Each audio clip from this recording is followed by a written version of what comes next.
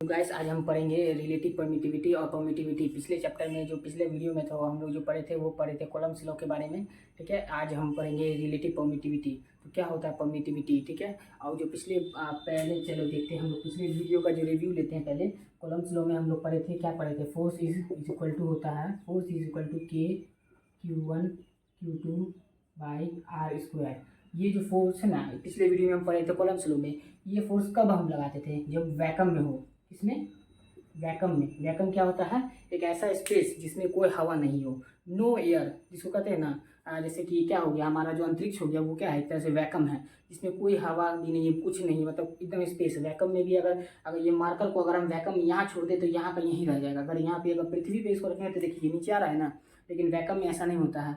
वो उसको जहाँ रख दीजिएगा वहीं रहेगा, उसमें कुछ एयर नहीं होता, जिसकी वजह से वो हिलता डुलता कुछ नहीं है। ठीक है, तो ये जो पढ़े थे पिछले बार जो हम फोर्स पढ़े थे वो कहाँ पढ़े थे, F is equal to K Q1 Q2 by R square, ये वैक्यूम के लिए था। ठीक है, लेकिन अब जो हम पढ़ेंगे किसी मीडियम में, यानी कि अगर कोई भी चार्ज जो है अगर वो एयर में ना वैक्यूम में ना रख के अगर किसी पानी के अंदर रख दीजिए आप, या फिर तेल के अंदर रख दीजिए, या फिर किसी भी चीज़ के अंदर अगर आप उसको रख दीजिएगा, तब उस पर फोर्स कितना लगेगा उस चार्ज के ऊपर। ये जो मेन लफड़ा होता है ना, यहाँ पे के का होता है, यहाँ पे के का होता है। जैसे कि यहाँ पे एक एक ऐसा फॉर्मूला होता है, ये होता है EM, इसको हम क्या कहेंगे, रिलेटिव, इसको कहेंगे परमिटिविटी ऑफ मीडियम। क्या कहेंगे, permittivity of medium, permittivity of medium. ये जो एप्सिलॉन नॉट है इसको हम अभी, ये आप लिख लीजिएगा अपना, क्योंकि ये आगे ये जो टर्म है ना आपको काम आएगा आगे। इसको हम क्या कहेंगे, permittivity of, permittivity in air, air में जो होगा ना तब इसको हम EM कहेंगे। और ER जो होता है वो क्या होता है, रिलेटिव परमिटिविटी। क्या होता है, रिलेटिव परमिटिविटी। रिलेटिव परमिटिविटी को हम किससे डिनोट करेंगे, ER से। ठीक है, और ये एक इंपॉर्टेंट रिलेशन होता है जो आपको याद रखना है, ER is equal to EM divide by E naught. ठीक है, ये मेन सारा का सारा इसी पे पूरा का पूरा चैप्टर बेस्ड है, इस फॉर्मूला पे। ठीक है, और देखिए बताते हैं इसमें क्या होता है ना कि इसका मतलब क्या होता है, ER और EM बाई E नॉट। जैसे कि ये जो फोर्स है, ये यहाँ पे जो फोर्स लग रहा है F is equal to K Q1 Q2, तो यहाँ पे के का मतलब क्या है, 1 बाई के इज इक्वल टू 1/4 पाई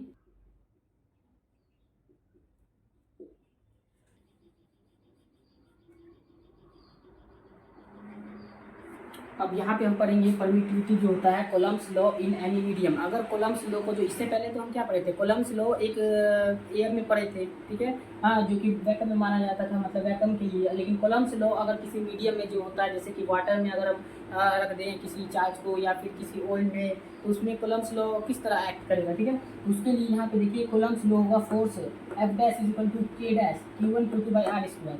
यहाँ पे के डैश क्या होगा, 1/4 pi epsilon naught. Epsilon naught में यहाँ पे जब देखिए यहाँ पे E ऑफ मीडियम है।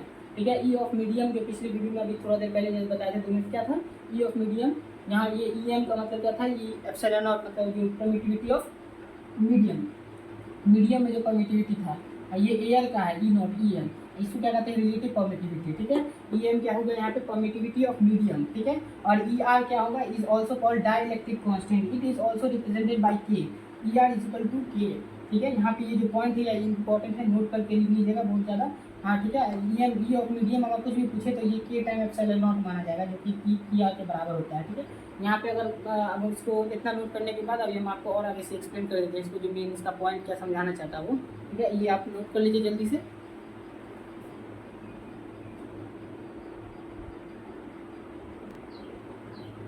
तो अब अब इसमें हम क्या बताना चाहते हैं, जैसे कि देखिए यहाँ पे Coulomb's law in an medium में जो ये पॉइंट है ये भी आप नोट करके लिख लीजिएगा। हाँ ठीक है, the value of relative permittivity, ये रिलेटिव परमिटिविटी जिसको कि हम ER से डिनोट करते हैं, is constant for a medium and can have values between 1 to infinity.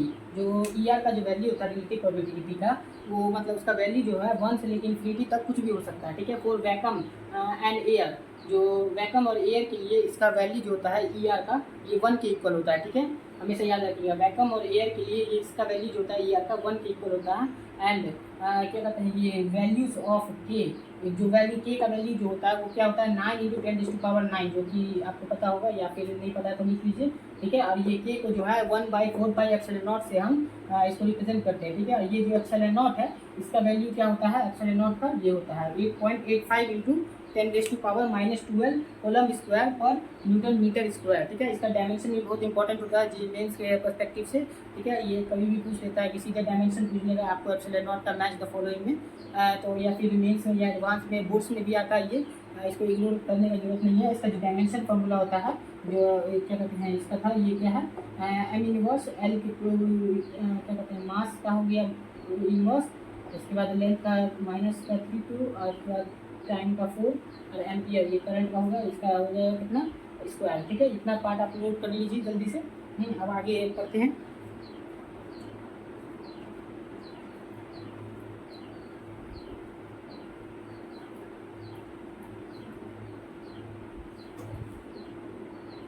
अब ये जो ε0 होता है, ये जो जैसे कि आप लोग अभी जान रहे होंगे कि जैसे अभी हम लोग देखें कि ER = EM/E0, इसका मतलब क्या हो रहा है, ज़्यादा कंफ्यूज होने का जरूरत नहीं है। ये हो गया आपको रिलेटिव परमिटिविटी, ठीक है। रिलेटिव परमिटिविटी, अगर मान लीजिए कि किसी का रिलेटिव परमिटिविटी 8 है, ये ER = 8 है, ठीक है, किसी भी मान लीजिए मीडियम का, ठीक है। तो आप इसका मतलब क्या समझिएगा कि उस मीडियम का जो उस मीडियम वो जो मीडियम है वो 8 गुना ज़्यादा पावरफुल है विद रिस्पेक्ट टू एयर। इसको क्या कहेंगे, ER = 8 है, यहाँ पे अगर पुट कीजिएगा इसमें तो 8 हो गया। ये EM क्या होता है किसी भी मीडियम का, ये हो गया E0, ठीक है। तो यहाँ पे जो मीडियम का जो आएगा EM = 8 times permittivity of air, ठीक है। इसको हमेशा ऐसे पढ़िए कि किसी भी मीडियम का जो होता है परमिटिविटी वो 8 टाइम्स उसके एयर के एस्पेक्ट में है ज़्यादा, ठीक है। तो अगर किसी का भी रिलेटिव परमिटिविटी मान लीजिए 8 दिया हुआ है तो उसका मीडियम हुआ, तो मीडियम को क्या आप बोलिएगा कि जैसे पानी के अंदर दिया हुआ उसका रिलेटिव परमिटिविटी 8, किसी भी 2 चार्ज को अगर हम पानी के अंदर रख दिए और बोले उसका रिलेटिव परमिटिविटी है 5 मान लीजिए, तो आप उसको कैसे बोलिएगा या फिर कैसे समझिएगा, तो इसको ऐसे समझिए कि उसका जो मीडियम में जो हम रखें वो 5 गुना ज़्यादा उसका परमिटिविटी है एयर के रेस्पेक्ट में। यानी अगर हवा एयर में अगर 1 हुआ तो उसका 5 हो गया वहाँ पे, ठीक है। अगर मान लीजिए कि अगर एयर में अगर 10 हुआ तो वो मीडियम में जाके वो 50 हो जाएगा, ठीक है, 50 हो जाएगा, वही बता रहा है उसका 5 गुना हो जाएगा, ठीक है।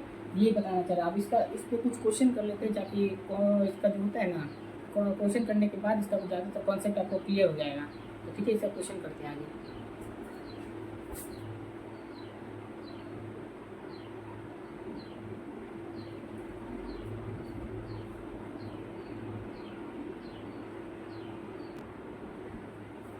अब ये क्वेश्चन आप ट्राई कर लिए होंगे हमको लग रहा है, ठीक है। ये क्वेश्चन आपको हम दिए हैं, ठीक है। आप ये क्वेश्चन को ट्राई कर लीजिए अपने से, हाँ आप बनाते हैं। देखिए यहाँ पे बोल रहा है एयर में है, एयर में दिया हुआ दोनों का चार्ज सेम है, डिस्टेंस देखिए डी है। इसका फोर्स का फॉर्मूला हम यहाँ पे कॉलम्स लो इन एयर में हम क्या पढ़े कॉलम्स लो के बारे में, के Q1 Q2 दोनों का दोनों वैल्यू Q है /d², ठीक है। यहाँ पे d², इसका फोर्स का डायरेक्ट वैल्यू क्या हो जाएगा, ये हो जाएगा, ठीक है। मगर अगर हम यहाँ पे देखिए ऑयल है और इसका ER हमको दिया हुआ है 5, ER का मतलब रिलेटिव परमिटिविटी इसका क्या दिया हुआ है 5, ठीक है। अब इसमें हमको बोल रहा है फोर्स निकालने के लिए, ठीक है। ये फोर्स हम कैसे निकालेंगे, F ये जो F है मान लीजिए इसको F', तो ये मान लीजिए F' F बाई ये जो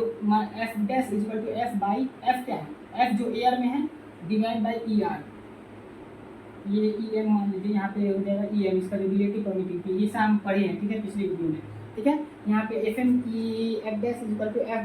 के इक्वल हो जाएगा, ठीक है। अब यहाँ पे हम निकालते हैं कैसे, यहाँ पे F' K का वैल्यू क्या हो जाएगा यहाँ पे इसको हम ऐसे ही लिख सकते हैं K' Q/d² क्या है, यहाँ पे दोनों का दोनों डिस्टेंस सेम है, ठीक है। ये EM नीचे आ जाएगा, ठीक है। F' K', EM का वैल्यू हम क्या पढ़े यहाँ पे जानते हो ना, जैसे कि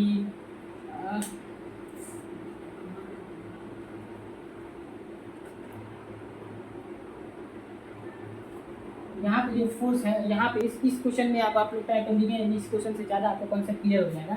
यहाँ पे F = K Q1 Q2 / R², ये डी स्क्वायर हो गया। अब एक फार्मूला और आप यहाँ पे देखिएगा, E R is equal to E N divide by epsilon naught. यहाँ पे मीडियम क्या है, ऑयल, ठीक है, मीडियम क्या है, ऑयल। यहाँ पे देखिए, यहाँ पे के का वैल्यू जो होगा ये क्या होगा, 1/4 पाई एप्सिलॉन नॉट के साथ एक और चीज आएगा, वो क्या आएगा, ये आएगा ई एम।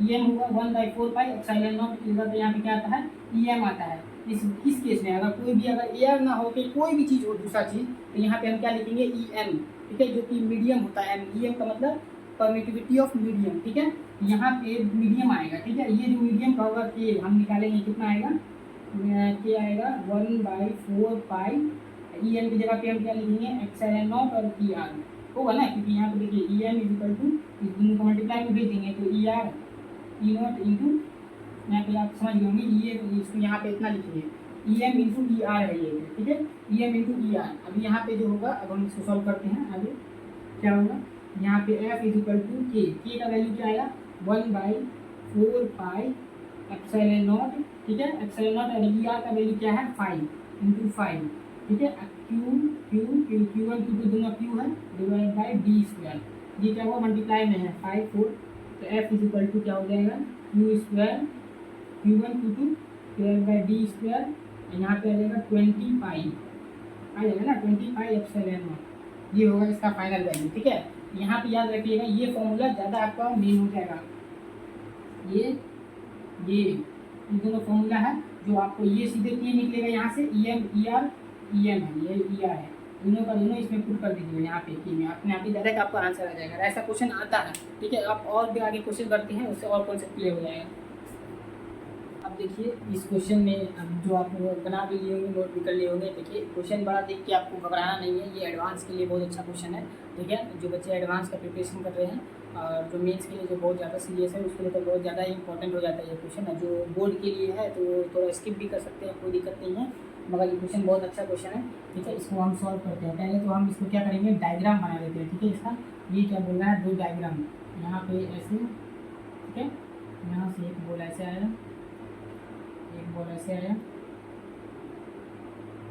ये थीटा है, ये भी थीटा है। अब देखिए, अब इसमें क्या है, ये किसी एक मीडियम में है, ठीक है, मीडियम में ये जो है किसी मीडियम में, इस पर क्या फोर्स लगेगा, एक तो ये फोर्स तो आप मान के चलिए mg नीचे लगेगा ही, यहाँ से आपको लगेगा टेंशन, ठीक है, टेंशन फोर्स लगेगा आपको। और ये देखिए, अगर हम इसको कम इसे लेंगे तो ये भी एंगल थीटा ही कहलाएगा ना, आप पढ़े होंगे कि यहाँ पे ये जो अगर पैरेलल है, ये इसके पैरेलल कर देंगे और इसके ऊपर लाइन जा रही है, तो ये एंगल जो होगा वही एंगल ये भी थीटा ही होगा, ठीक है। इसको अच्छे से नहीं देते थीटा को, ये भी एंगल थीटा ही हुआ, ये भी एंगल थीटा हुआ। अब इसको कंपोनेंट में हम तोड़ते हैं, ठीक है। इसको हम कंपोनेंट में कैसे तोड़ेंगे, ये एक मान के चलिए हमेशा कि ये क्या है, ये बोल रहा है हमेशा सस्पेंडेड है किसी क्या कहाँ गया यार, एक जो लिक्विड है, इसी लिक्विड में ये सस्पेंडेड है, जिसका जो डेंसिटी है 0.6 ग्राम पर cc, ठीक है, इसका वो दिया हुआ डेंसिटी, ठीक है। अब यहाँ पे देखिए, एक फोर्स के ऊपर और भी लगेगा, कौन सा फोर्स लगेगा, बियॉन्ड फोर्स। आप जानते हैं किसी भी चीज़ को अगर पानी में अगर रख देंगे हम, तो उस पर एक ऊपर की तरफ फोर्स लगेगा, बियॉन्ड फोर्स। ये जो फोर्स लगेगा उसके ऊपर ये एक बियॉन्ड फोर्स भी लगेगा, क्या लगेगा, बियॉन्ड फोर्स, ठीक है। अब तो पहले हम इसको कंपोनेंट में तोड़ देते हैं, ये टेंशन जो है इसको हम कंपोनेंट में तोड़ते हैं। ये ऊपर वाला कंपोनेंट में जाएगा तो cos थीटा में आएगा, ये एक इधर जाएगा तो t cos थीटा ऊपर टूटेगा, ठीक है। अब इसको जो है अगर नीचे करेंगे तो ये t sin थीटा में आएगा नीचे, ठीक है, t sin थीटा में आ जाएगा ये। और ठीक है, ये देखिए, ये जो चार्जेस है ये दोनों का दोनों अपने आप को एक अट्रैक्शन भी देगा, क्या करेगा, अट्रैक्शन देगा, क्यों देगा, क्योंकि अपोजिट चार्जेस है, ठीक है। तो आइडेंटिकल चार्जेस है, लेकिन वो क्या कहते हैं, अपोजिट में मान लीजिए ये नहीं, अपोजिट चार्ज नहीं, दोनों का दोनों सेम चार्ज है, दो आइडेंटिकल चार्जेस है, यानी दो पॉजिटिव है तो पॉजिटिव, तो इस पर जो चार्ज लगेगा एफ वाला वो इधर लगेगा फोर्स, ठीक है, इस पर लगेगा, इधर लगेगा, ये जो किसकी वजह से, चार्ज की वजह से, एफ क्यू, इसको हम लिख देते हैं एफ क्यू। इस चार्ज की वजह से जो दोनों में रिपल्सन फोर्स लगेगा, इधर लगेगा t sin थीटा, और एक बियॉन्ड फोर्स के ऊपर और भी लगेगा जो ऊपर लगेगा, उसको बाद में हम लिख लेंगे, पहले हम ये लिख लेते हैं, उसको बैलेंस करते हैं। बैलेंस का मतलब तो आप जानते होंगे कि बैलेंस करेंगे, जो फोर्स किसको बैलेंस कर रहा है, तो इसको हम लिखते हैं जैसे यहाँ पे t cos थीटा, तो आप बताइए t cos थीटा किसको बैलेंस करना है, नीचे mg को, ये ऊपर नीचे, इसको दोनों को खत्म कर देना, ठीक है। इसको हम मान लिख देते हैं 1, ठीक है। और ये एफ क्यू, ये जो एफ होगा ये किसकी वजह से हुआ, यहाँ पे ऐसे लिखते हैं, ये जो t sin थीटा है ये किसको बैलेंस कर रहा है, ये फोर्स F को बैलेंस कर रहा है, इस फोर्स को बैलेंस कर रहा है T sin थीटा, इसको हम क्या लेते हैं 2 इक्वेशन, ठीक है। अब ये दोनों को अगर हम डिवाइड करते हैं, मान लीजिए अगर इक्वेशन 2 को इक्वेशन 1 से हम डिवाइड करते हैं तो क्या आएगा, sin theta divide by cos theta, ये T से T तो क्या हाफ अपने F ऊपर mg नीचे, ठीक है। ये क्या आएगा sin theta divide by cos theta क्या हो जाएगा tan थीटा के बराबर, इसको हम इक्वेशन 3 ले लेते हैं, याद रखिएगा, ठीक है। अभी काम आएगा आगे बहुत, ठीक है।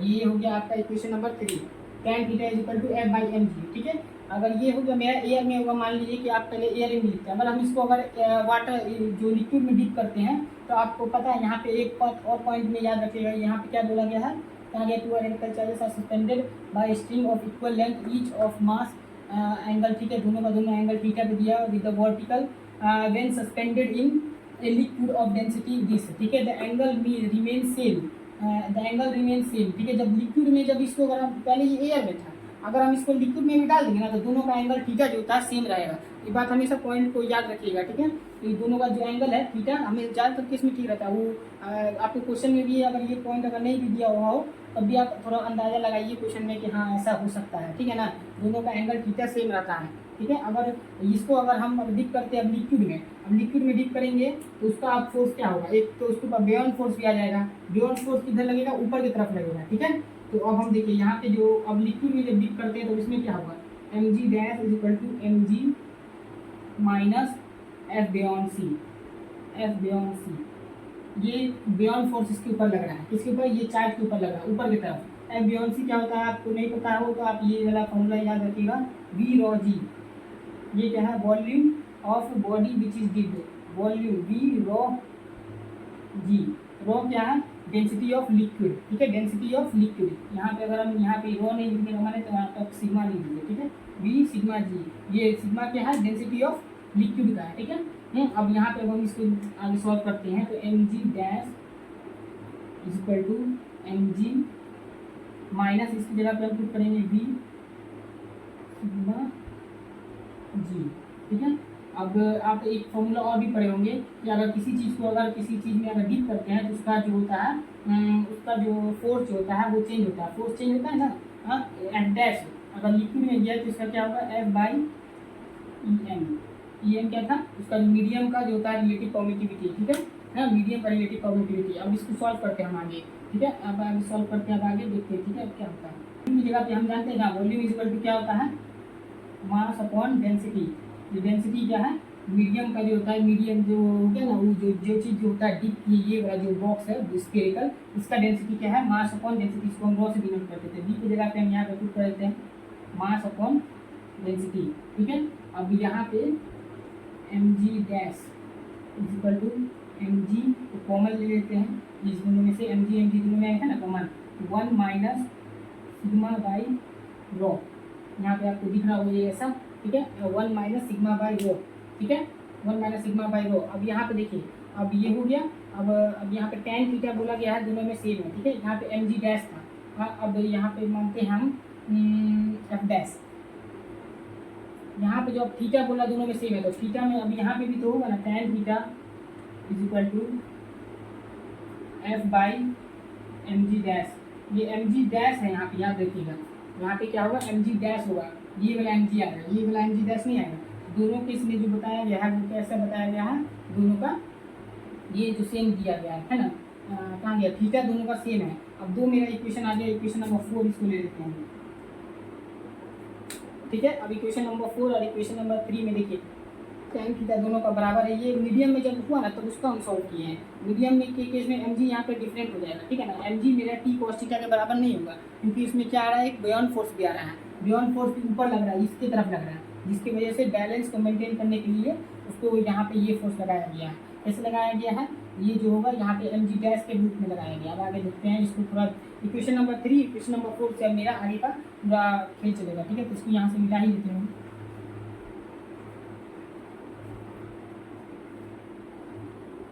ये ज़्यादा एडवांस के लिए है, ठीक है, ऊपर से बहुत ज़्यादा इंपॉर्टेंट है क्वेश्चन। यहाँ पे tan थीटा और equation number from equation 3 and 4 से अब क्या देखेंगे tan थीटा, यहाँ पे जो अब हुआ यहाँ पे ये देखा mg डैश यहाँ पे f डैश होगा, ठीक है, यहाँ पे एफ डैश हो, क्योंकि यहाँ पे ये तो था एयर में, अगर हम मीडियम में किए तो यहाँ पे ये एफ डैश आ जाएगा, ठीक है। और जो हम जानते हैं एफ डैश का वैल्यू क्या होता है हमेशा जो किसी मीडियम में होता है, F dash is equal to जो F in air divide by K क्या था मेरे पास, डाइलेक्ट्रिक कांस्टेंट, ठीक है। ये क्या है एफ डैश, जो कि किसी मीडियम में था, जो कि यहाँ पे ऑयल है। ये एफ जो होता है वो एयर के लिए माना जाता है, ठीक है। जो एयर का हम यहाँ पे एफ निकाले हैं, ये एफ है, ये एफ डैश जो है जो ऑयल में है, के क्या है डाइलेक्ट्रिक कांस्टेंट है, ठीक है। अब यहाँ पे अब हम tan थीटा ये 3 फ्रॉम इक्वेशन 3 and 4, ये 3 और 4 से हम क्या लिख सकते हैं यहाँ पे, देखिए tan थीटा तो बराबर है, तो यहाँ पे f by M G is equal to F dash by M G dash. देखिए एम जी डैश ये थोड़ा अलग चीज़ है, ठीक है ना, जी के इससे कंपेयर नहीं कर लीजिए। अब यहाँ पे देखिए एफ डैश मेरा किसके बराबर था, एफ बाई के बराबर, जो कि डाइलेक्ट्रिक कांस्टेंट था, ठीक है। यहाँ पे हम एफ की जगह पे हम यहाँ पे लिख सकते हैं एफ बाई के, ठीक है। यहाँ पे एफ बाई के आ गया। हाँ अब देखिए कुछ कटेगा तो काट दीजिए उसको, फिर इसके बाद आगे बढ़ते हैं, ठीक है। यहाँ पे देखिए एम जी डैश है, अब एम जी डैश की जगह पे भी यहाँ पे हम क्या पुट कर सकते हैं, M G into 1 minus sigma by rho, ठीक है। यहाँ पे अब हम लिखते हैं इसका एफ बाई एम जी, यहाँ एफ से एफ तो ऐसे भी गया, ठीक है। अब बच गया क्या, के M G dash is equal to M G, ठीक है। यहाँ पे के एम जी डैश, इसको इधर रखिए, इसको इधर लिखिए, ठीक है। अब आगे पढ़ो, यहाँ पे के एम जी की जगह पे हम क्या कर सकते हैं, M G into M G dash की जगह पे यहाँ से 1 माइनस सिग्मा बाई रो, ठीक है। 1 minus sigma by rho is equal to M G, ये हो गया। यहाँ से इसको उतार दिया एम जी। हाँ अब आगे भी इसमें इरेज कर देते हैं यहाँ,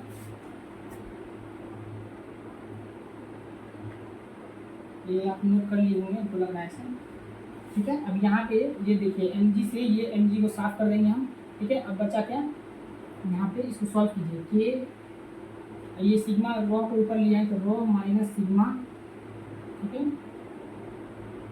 divide by rho is equal to यहाँ पे ये 1 टाइम्स चला ना, ठीक है। तो के को अगर हम इस पूरा को इधर भेजते तो इसको ऊपर भेजेंगे तो ये चल गया रो, ये आ जाएगा नीचे में रो माइनस सिग्मा, ठीक है। अब वैल्यू को पुट कीजिए, अब वैल्यू जो हम निकाले थे के क्या मेरा डाइलेक्ट्रिक कांस्टेंट, ये मुझे था ना रिलेटिव परमिटिविटी क्या हुआ मेरा, रो का वैल्यू कितना आया था 0.12 था आई गेस, ये क्या था 0.12 रो माइनस ये क्या था 0.6, ठीक है। अब इसको कीजिएगा तो कितना आएगा 0.12 डिवाइड बाई 0.6 माइनस 0.12, 0.6 है ना, अरे एक अपन ना वहाँ पे एक वो कर लीजिएगा 0.06 कर लीजिएगा वहाँ पे,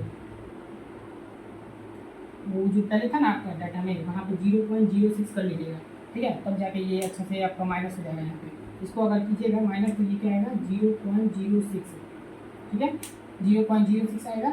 यहाँ पे अगर 0.60 आ जाएगा तो 0 माइनस 58 आ जाएगा, यहाँ पे 0.06 कर लीजिएगा। अब इसको काटिएगा तो कितना आएगा, सीधे आंसर आपका 2 आ जाएगा, ठीक है। यहाँ भी याद रखिएगा वहाँ पे 0.06 कर लीजिएगा, 0.6 यहाँ पे। ये एडवांस के टाइप का क्वेश्चन था, बहुत अच्छा क्वेश्चन था, इसको 2-3 बार अच्छे से प्रैक्टिस कीजिएगा, समझने का कोशिश कीजिएगा, आपको बहुत अच्छे से क्लियर हो जाएगा। हाँ तो आपको ये क्वेश्चन को ट्राई करना चाहिए, ठीक है। अब इस क्वेश्चन में क्या बोल रहा है, 2 बॉल है जो कि टांगा हुआ है किसी भी यहाँ से किसी भी हैंगर से मान लीजिए टांगा हुआ है, दोनों का बीच का जो हैंगल है थीटा दिया हुआ है। हाँ ये जो मतलब स्ट्रेट वर्टिकल्स है, अब दोनों का बीच का डिस्टेंस आर दिया हुआ है, चार्ज दोनों का सेम है, पूछा एंगल भी ये थीटा और जो वर्टिकल से होगा टांगा हुआ, जैसे मान लीजिए यहाँ पे ये चार्ज है, एक चार्ज यहाँ पे ये चार्ज है, दोनों का ये जो वर्टिकल हुआ ये हुआ, ठीक है। हाँ अब यहाँ पे देखिए थीटा कैसे निकलेगा, यहाँ पे तो पहले हम इसको बैलेंस करते हैं, ये जो हुआ ये क्या हुआ टेंशन लगाएगा इधर, ठीक है, ये टेंशन लगाएगा इधर, ये मास नीचे mg लगाएगा इधर, ठीक है, ये जो mg लगाएगा इधर, ये जो इसको कंपोनेंट ब्रेक करेंगे, ये भी एंगल क्या माना जाएगा थीटा। आप पढ़े होंगे ना क्लास 10 में, ये जो 2 पैरेलल लाइन है दोनों का ऐसा है एंगल, ठीक है। अगर ये एंगल ऐसे हो गया तो ये एंगल अगर थीटा है तो ये भी इसके जो पैरेलल जाएगा ये भी एंगल थीटा होगा, ठीक है, ये भी एंगल जो होगा थीटा ही होगा, ये दोनों एंगल सेम हो जाता है। इसी तरह यहाँ पे देखिए ये चीज़ बन रहा है ना, ये लाइन ये दोनों ऐसे, तो ये भी एंगल थीटा ये भी एंगल थीटा, ठीक है। अब आगे बढ़ते हैं इसको, तो ये हो गया होगा ये चीज़, वो क्योंकि इसमें भी डाउट था, तो ये जो हो गया ऐसे, यहाँ पे देखिए ये हो गया ऐसे टेंशन टी, ऐसे हो गया आपको थीटा। हम इसको आपको मैग्नीफाई करके दिखा रहे हैं, यहाँ से आपको लग जाएगा mg, ये हमेशा सेंटर से लगता है, याद रखिएगा, ये भी जितना चीज़ लगा ना इसका सेंटर से लगा यहाँ से, भले ही पिक्चर में थोड़ा ऊपर नीचे हो रहा है हाँ यहाँ पे। ये हो गया, इसको अगर हम कंपोनेंट में ब्रेक करेंगे, इसको अगर इसके तरह तो ये t cos थीटा होगा, ये क्या आएगा टी साइन थीटा, ये आ जाएगा इधर, ठीक है। और ये जो फोर्स लगाएगा दोनों का दोनों देखिए रिपल्सिव फोर्स लगाएगा, तो इसका जो फोर्स लगेगा ये इधर लगाएगा, ठीक है। ये वाला जो दोनों में रिपल्सिव फोर्स लगेगा इधर लगेगा, यहाँ पे चार्ज है, ये चार्ज क्यू, ये भी चार्ज क्यू, ठीक है। और ये जो एफ का वैल्यू आपको पता ही होगा के Q1 Q2 by R square, यहाँ पे दोनों के बीच का डिस्टेंस दिया हुआ है आर, ठीक है। अब इसको हम कंपोनेंट में, अब इसको हम बैलेंस करते हैं। बैलेंस करने के बाद क्या होगा, टी कोस थीटा मेरा किसके बराबर आएगा, एम जी के बराबर। ये देखिए ऊपर ऊपर नीचे, ऊपर ऊपर हो गया। टी साइन थीटा जो होता है मेरे पास वो किसके बराबर होगा, एफ के बराबर। और एफ का वैल्यू तो हम निकाल ही सकते हैं, के क्या होता है इलेक्ट्रिक कांस्टेंट वाला के, उसका वैल्यू क्या होता है 9 × 10⁻⁻⁰, ठीक है। नहीं 9 × 10⁻9 होता है, ठीक है, के का वैल्यू, और सॉरी ऊपर के होता है। अब इसको अगर हम 1 है, ये 2 है इक्वेशन, इसको डिवाइड कर लेते हैं, 2 को 1 से कर लेते हैं, तो साइन थीटा ऊपर, नीचे में cos थीटा, ये टी है, is equal to F by M G, ठीक है। ये टी से T equal sine theta by cos theta क्या होता है tan थीटा, ठीक है। अब ये आ गया मेरा मीन फॉर्मूला, ये हो गया इक्वेशन नंबर 3, ठीक है। यहाँ से हमको क्या बोला, फाइन थीटा, तो थीटा क्या हो जाएगा, theta is equal to tan inverse, जो अभी इन्वर्स नहीं पड़ा है, तो अभी ये देखिए, ये tan को जब थीटा का खाली बनता है ना, तो tan inverse F by M G, M by M G, tan inverse F by M G, ये है मेरा थीटा का आंसर। पहला वाला का आंसर मेरा क्या है, theta is equal to tan inverse F by M G, ठीक है। अब दूसरा वाला का हमको निकालना है फाइन टेंशन। अभी टेंशन को कैसे निकालेंगे, देखिए अब बेचारा टेंशन, सबको टेंशन दे के रखा हुआ है। अच्छा घबराने वाला बात नहीं, बहुत आसान है, आप ये पढ़े होंगे क्लास 10 में, sine square theta plus cos square theta equal to क्या होता है, 1 होता है, ठीक है, ठीक है। अब तक देखिए फ्रॉम इक्वेशन 1 एंड 2 दोनों को क्या कर लीजिए, स्क्वायर कर लीजिए, उसके बाद ऐड करते हैं, एडिंग, स्क्वायरिंग एंड एडिंग, ठीक है ना। दोनों को पहले क्या कर रहे थे, स्क्वायरिंग बोथ इक्वेशन 1 एंड 2, ये 1 एंड 2 को जो है दोनों का दोनों को स्क्वायर करके and then adding, and then add, दोनों को ऐड कर देते थे। दोनों को अगर हम क्या करते हैं, स्क्वायर करते थे, T square cos square theta plus T square sine square theta is equal to M G का स्क्वायर प्लस एफ का स्क्वायर होगा, ठीक है। अब यहाँ पे देखिए दोनों में से टी स्क्वायर को हम कॉमन ले लेते हैं, बचेगा क्या, कोस square theta plus sign square theta, ठीक है। ये मेरा कितना के बराबर हो जाएगा, एम स्क्वायर एम जी का स्क्वायर पूरा है, खाली जी का स्क्वायर हम समझिएगा, प्लस एफ का स्क्वायर, ठीक है। अब देखिए ये अब मेरा क्या है, 1 के बराबर है, ठीक है ना। तो 1 को तो लिखने की कोई जरूरत भी नहीं समझ में, तो यहाँ पे टी स्क्वायर मेरा किसके बराबर हो जाएगा, एम जी का स्क्वायर प्लस एफ का स्क्वायर, कुछ दिख रहा है। टी का वैल्यू हमको निकालना है, तो स्क्वायर को उधर भेज देंगे, तो ये के इधर चल जाएगा, उधर अंदर रूट में चल जाएगा, ठीक है। ये हो गया मेरा सेकंड वाले का आंसर है, tension is equal to M G का स्क्वायर प्लस एफ का स्क्वायर। एम जी मास का वैल्यू दिया होगा, तो मास इंटू जी, जी का वैल्यू 10 कंसिडर करके दोनों का स्क्वायर कर दीजिएगा, एफ हम निकाल लेंगे, के Q1 Q2 by R square से मेरा के निकल जाएगा, ठीक है।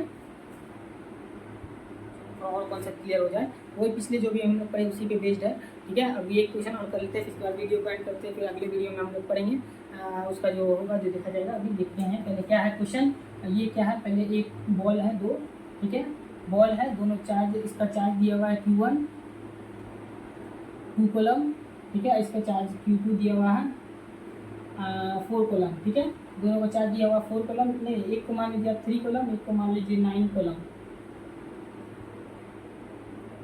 9 नहीं तो 6 मान लीजिए 6 कॉलम, ठीक है। हाँ, और दोनों का दोनों व्हेन बोथ बॉल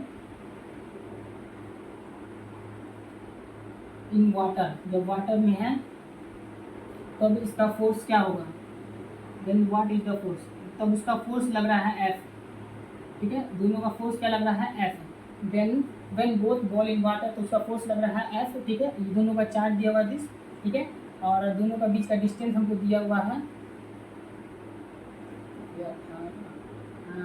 दोनों का बीच का डिस्टेंस दिया हुआ मेरे पास 3, ठीक है, 3 दिया हुआ है, ठीक है। अब when both balls are submerged इन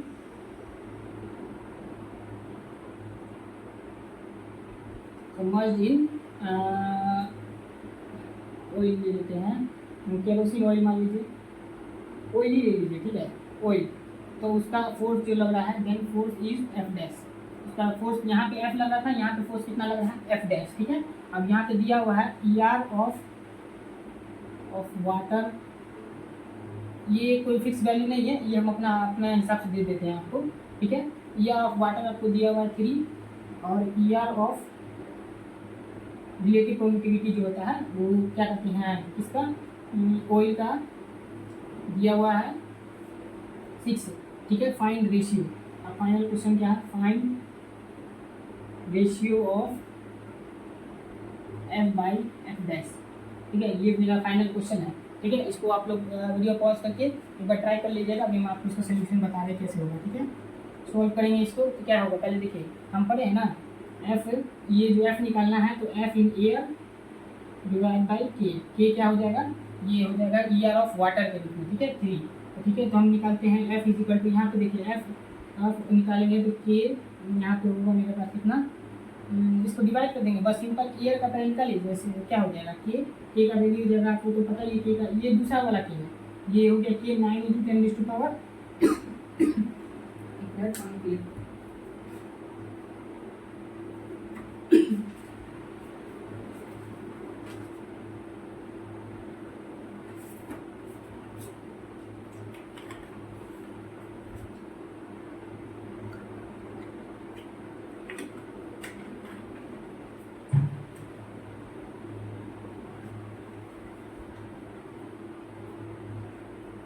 यहाँ पे जो होता है, ये जो के था, यहाँ पे F is equal to F of air divide by K, ठीक है। यहाँ पे एफ ऑफ एयर जो होता है, यहाँ पे हम निकालते हैं, ये क्या हो जाएगा, के का वैल्यू क्या होता है, 9 × 10⁻⁹, ठीक है। अब इसको हम F is equal to K Q1 मेरा क्या है 3 मल्टीप्लाई में इंटू Q2 क्या है मेरे पास 6 डिवाइडेड बाई आर स्क्वायर क्या है मेरे पास 3 का स्क्वायर क्या होगा 9, ठीक है। ये के ऑफ वाटर क्या है मेरे पास, ये देखिए के ऑफ वाटर का पहले हम निकाल रहे हैं ना, एफ जो वाटर का एफ, तो ये क्या दिया हुआ के ऑफ वाटर इंटू 3, ठीक है। अब इसको हम कट से कट गया, ये से ये गया, यानी ये क्या आ जाएगा 6 × 10⁻⁹, ठीक है। इसका फोर्स क्या आ जाएगा इतना न्यूटन, फोर्स का यूनिट क्या होता है न्यूटन, ठीक है। अब यहाँ पे हम निकालते हैं एफ डैश, तो एफ डैश निकालने के लिए हमको क्या पड़ेगा, F of air divide by के ऑफ ऑयल, ठीक है। यहाँ पे वाटर लिख देते हैं, के ऑफ वाटर की कंफ्यूज ना हो गया, तो के ऑफ ऑयल लिखेंगे, ठीक है। तो एफ ऑफ एयर हमको कैसे निकलेगा, यहाँ पे देखिए दोनों डाटा तो सेम है, क्योंकि एफ ऑफ एयर का भी यही होगा ना, क्योंकि एफ ऑफ एयर भी तो हम ऐसे निकलेगा ना, 9 × 10⁻⁹ के का वैल्यू, Q1 Q2 दोनों का दोनों सेम, क्योंकि सेम का सेम चार्ज हम सेम का सेम डिस्टेंस, दोनों का चार्ज का वैल्यू सेम है, दोनों का, उसको हम ऑयल में डिप करेंगे तो उसका क्या आएगा, तो इसको भी हम यहाँ पे ये लिखेंगे, उसका भी Q1 3 होगा, उसका भी Q2 3, सेम का सेम हो जाते हैं, लेकिन इसका जो ये होगा डिस्टेंस भी 9 है, मगर जो के ऑफ ऑयल का जो है वो डिफरेंट हो जाएगा। इसका जो परमिटिविटी ऑफ ऑयल कितना था मेरे पास 6, यहाँ पे 6 हो गया, मल्टीप्लाई बाय 9 से 9 गया, 6 से 6 गया, अब बचा क्या 3 × 10⁻⁹ हो गया ना, हाँ न्यूटन।